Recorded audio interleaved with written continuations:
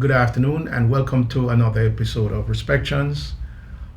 Today we are at the Workman's Circle, and we will be looking at a presentation by a very interesting gentleman who will be introduced later on. This presentation will feature on what has become known as the Bronx Slave Market. By way of background, in 1939, a graduate student by the name of Lloyd Taylor went underground on the streets of the Bronx. She did this to try to find out exactly what were some of the conditions under which African American women were working as they worked as day laborers for families in the Upper Bronx, particularly along the Grand Concourse. This was around the time of the Great Depression, which was in 1929, to the beginning of the Second World War in 1939.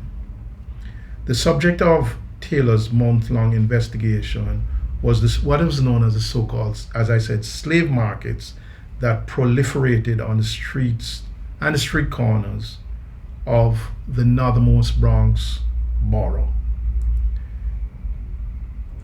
Taylor posed as a job seeker and sought to document for her thesis at Columbia University the living conditions and the working conditions of these so-called day laborers. Interestingly, it was not very different from 100 years prior in 1839 when black women experienced similar conditions. At the infamous Bronx Slave Market, black women gathered to find domestic work in the houses of particularly or specifically white families, on street corners, outside of shops, outside of bodegas, in empty lots, wherever they could position themselves to attract their potential employers. They would size them up and they would bargain for a day labor. Oftentimes rates were in the region of 15 to 20 cents per hour, and sometimes not even more than $1 a day. Now, many of these women came from families which they tried to support, and so $1 a day could hardly be of any sustenance to them. Numerous comparisons were made between antebellum America, and so the similarities were very difficult to ignore. Another interesting journalist was Marvel Cooke, who wrote, "I was a slave traded for 2 truck horses on a Memphis corner in 1849. I was a slave trading my brawn for a pittance on a Bronx street corner in 1949. As I stood there waiting to be bought, I lived through a century of indignity." This was the plight of the Bronx slave markets. So stay tuned, hope you'll enjoy, and hope you'll comment on our presentation. Thanks for tuning in. And the songs that you heard, nobody knows the trouble I've seen, nobody knows my sorrow. And my Lord, what a morning, were songs that could have been sung by those women in the Bronx Slave Market as they went out each morning looking for work and then finding employers that had them working under enslaved conditions right here in the Bronx. Slavery may be defined as ownership of a person as property, especially in regard to their labor. And the Bronx Slave Market exploited black women, domestic workers, reminiscent of those days when they were overseers. The Bronx Slave Market dates back to the 1930s, and they were alternately called street corner markets, slave marts, and the Bronx Slave Brigade.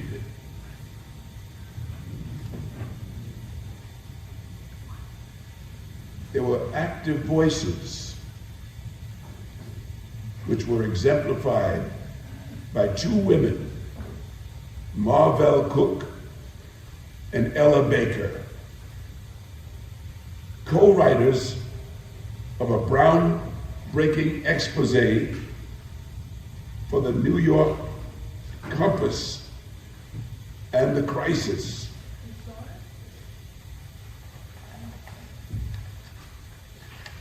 Marvel Cooke was a pioneer American journalist, writer, and civil rights activist. She was the first African-American woman to work at a mainstream white-owned newspaper, the New York Daily Compass. She previously had worked as assistant to W.E.B. Du Bois at Crisis magazine, writing critiques of the literary giants, including Langston Hughes, Zora Neale Hurston, Countee Cullen. She also worked for the Amsterdam News. She was a wonderful journalist. She went where others feared to tread. In 1940, she was to interview a wealthy white woman at a Park Avenue apartment. She was told that she would not be allowed to enter through the front door because of her race. So she, Ella, called the interviewee and canceled. The interviewee then forced the apartment's management to allow Marvel in through the front door. Down with Jim Crow. There's a story about one time Harry Belafonte, the noted singer activist, tried to get an apartment on the Upper West Side.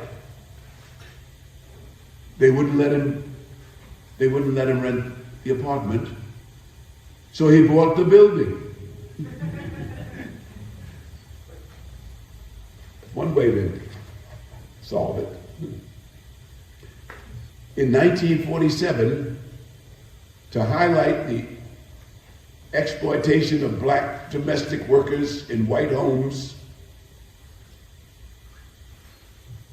Marvel Cooke and Ella Baker, they, being journalists, they got themselves hired along with the others on the slave market.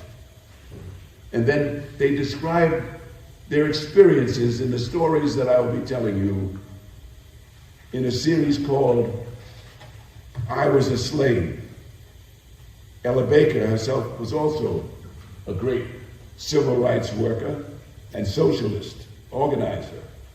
She teamed up with Marvel Cooke to write the stories of the Bronx Slave Market. It was a harrowing tale. It was a reminder, Baker said, being a socialist, that the goal of socialists has always been to tackle relationships of domination. Black women hired through the markets performed arduous domestic labor, including hand scrubbing of floors and walls, heavy cleaning of bathrooms and kitchens, furniture polishing, loads of laundry, often work that was infrequently done by the housewife employers and which required strength and stamina. The most dreaded task was window washing, which often posed a real danger to domestic workers who had to hang out of multi-storied buildings to complete the task. Reportedly, one woman was injured after falling from a 6-story window, and another woman died from a fall. So it was dreaded, so dreaded was window washing. Employers were unreasonable and unfair in their demands and positively inhuman in expecting an amount of work wholly out of proportion both to the endurance of the worker and the time paid for. For those who could get it, the labor was harsh indeed. Still, many job seekers shuffled along for hours without prospects, enduring the elements.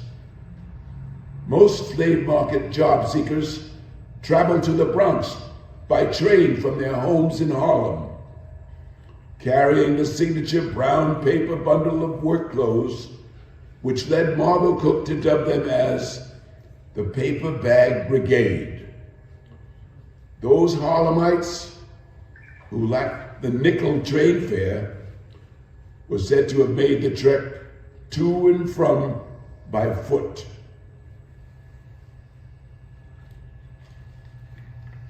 There was a short story written in the 1940 edition of a magazine called Opportunity,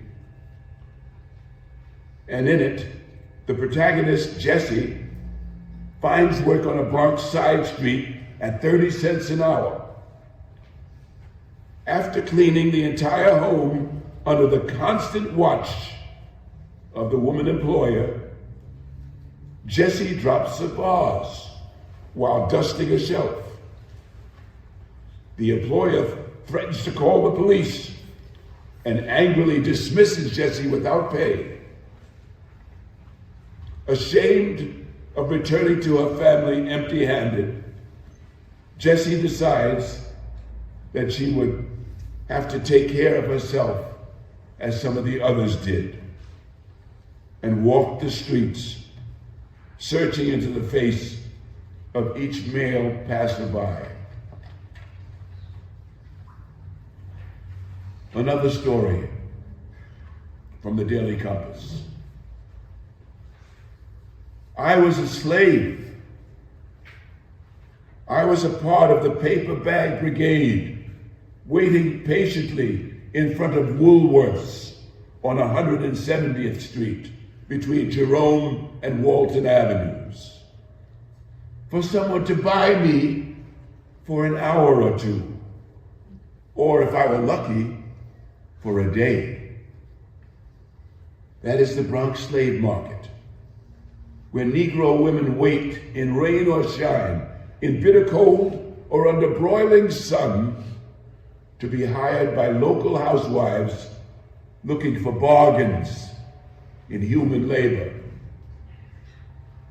It has its counterparts in Brighton Beach, Brownsville, and other areas of the city. Born in the last depression, the slave markets are products of poverty and desperation. They grow as employment falls. They arose after the 1939 crash, when thousands of Negro women, who before then had a corner on household jobs because they were discriminated against in other employment, found themselves among the army of the unemployed. Either the employer was forced to do her own household chores, or she hired the Negro worker to make way. the Negro domestic had no place to turn. Some of them took to the streets in search of employment, and the slave markets were born. The employer housewife, in search of cheap labor, can easily identify the women of the slave market. She can identify them by the dejected droop of their shoulders, or by their work-worn hands, or by the look of bitter resentment on their faces, or because they stand quietly, leaning against storefronts or lampposts, waiting for anything or for nothing at all.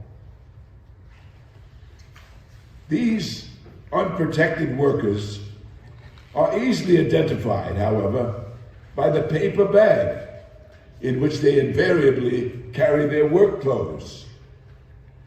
It is sort of a badge of their profession. It proclaims their membership in the paper bag brigade. These women who can be bought by the hour or by the day at depressed wages.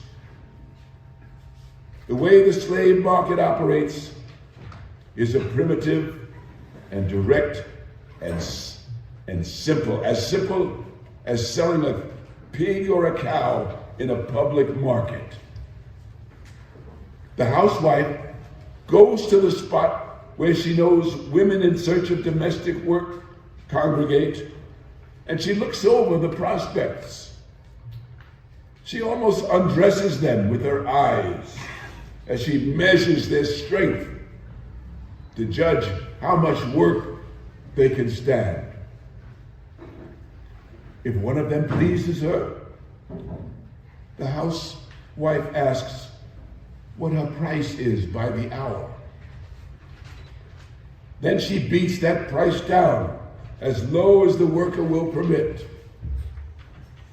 Although the workers usually starts out demanding $6 a day and car fare, or $1 an hour and car fare, the price finally agreed upon is pretty low, lower than the wage demanded by public and private agencies, lower than the wages the women of the slave market have agreed upon among themselves. I know, because I moved among these women and made friends with them during the late 1930s. I moved among them again several days ago, some 10 years later, and I worked on jobs myself to obtain first-hand information. The women of the paper bag brigade still stand around in all sorts of weather in order to get a chance to work. They are still humiliated day after day by men who frequent the market area and make immoral advances. Pointing to this shameful act, civic and social agencies warned that slave market areas could easily degenerate into centers of prostitution. So they could, were it not for the fact that the women themselves resent and reject these advances. They're looking for an honest day's work to keep body and soul together.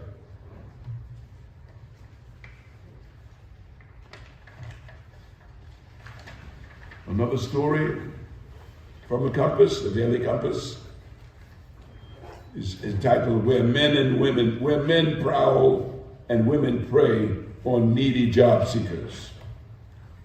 I was part of the Bronx Slave Market long enough to experience all the viciousness and indignity of a system which forces women to the streets in search of work. Twice I was hired by the hour, and less than the wage asked by the women on the market. Both times I went home mad for all the Negro women down through the ages who have been lashed by the stinging whip of economic oppression. Once I was approached by a predatory male who made unseemly and unmistakable advances, and I was mad all over again. My first job netted me absolutely nothing. My employer on the occasion was just like a slave boss. He had a slave boss mentality, and I quit soon after I started. My second job netted me $3.40 for a full day of the hardest kind of domestic work. My madam, that is how the slaves describe those who hire them, on this occasion, was a gentle Mrs. Simon Legree, who fed me 3 crackers, a sliver of cream cheese, jelly, and a glass of coffee while she ate a savory stew. These are the everyday experiences of the Bronx Slave Market and the markets elsewhere in the city. Next, I took up my stand in front of Woolworths in the early chill of a December morning. Other women began to gather shortly afterwards. Backs pressed to the store window, paper bags clutched in their hands. They stared blankly into the street. I lost my identity entirely. I was a member of the paper bag brigade. Local housewives stalked the line we had unconsciously formed, picked out the most likely slaves, bargained with them, and led them off down the street. Finally, and we're speaking now of one of our reporters who posed and went into the Bronx Slave Market. A woman approached me. I was alone because I was about to give up when a short, stout, elderly woman approached.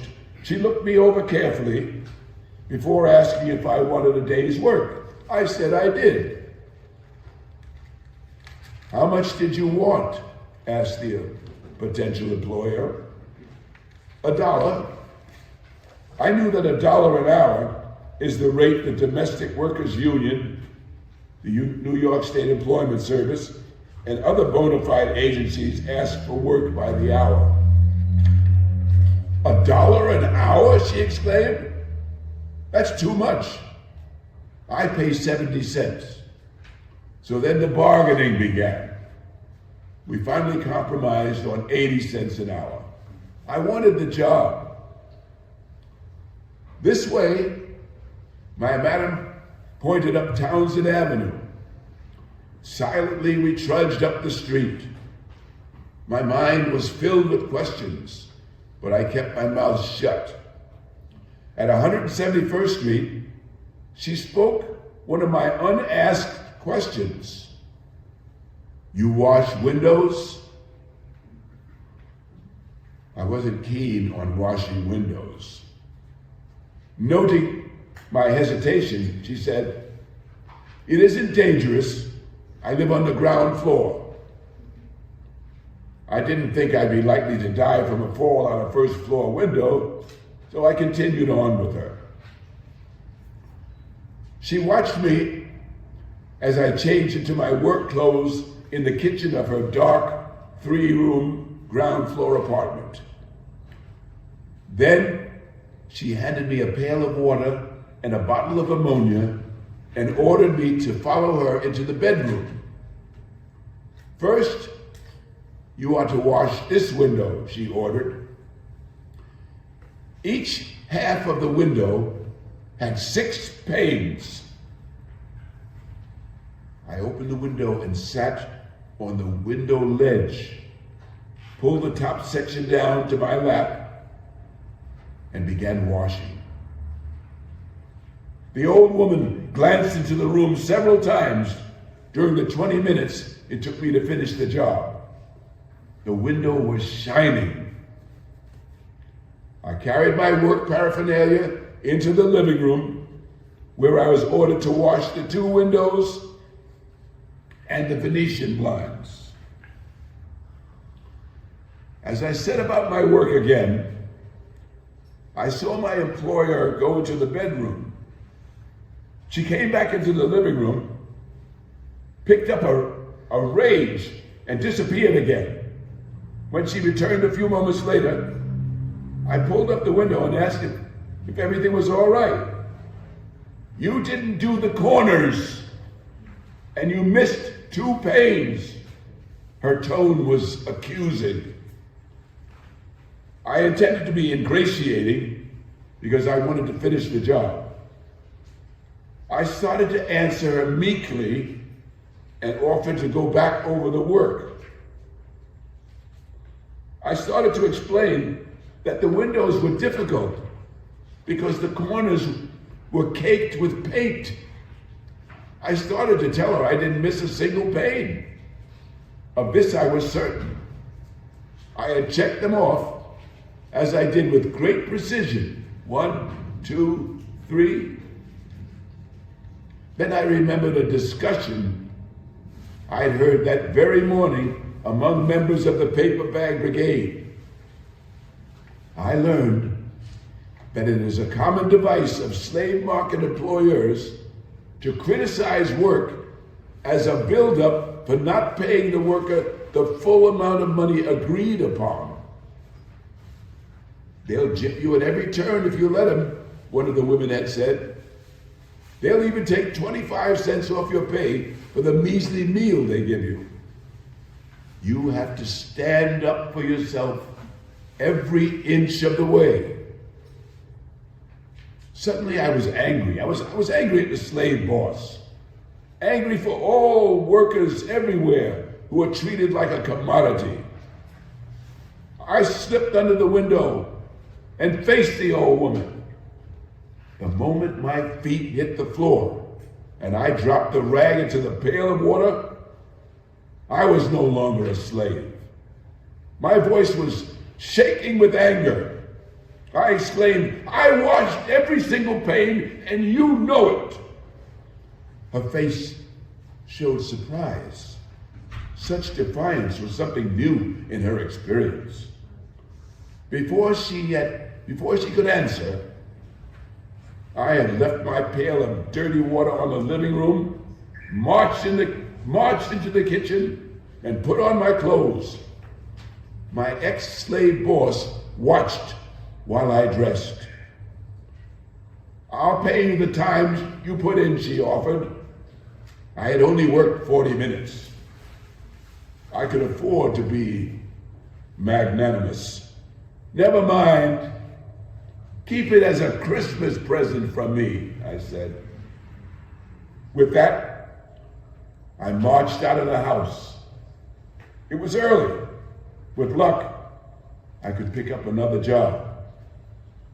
Again, I took my stand in front of Woolworths. We've come to the first segment of the Bronx Slave Market or presentation, and we will be presenting another segment. So we hope you enjoy this first presentation, and stay tuned next Saturday for our second part in the series on the Bronx Slave Market. Hope you enjoyed, and we look forward to seeing you for the second episode. I'm your host, Patrick Tomlinson, Respections program.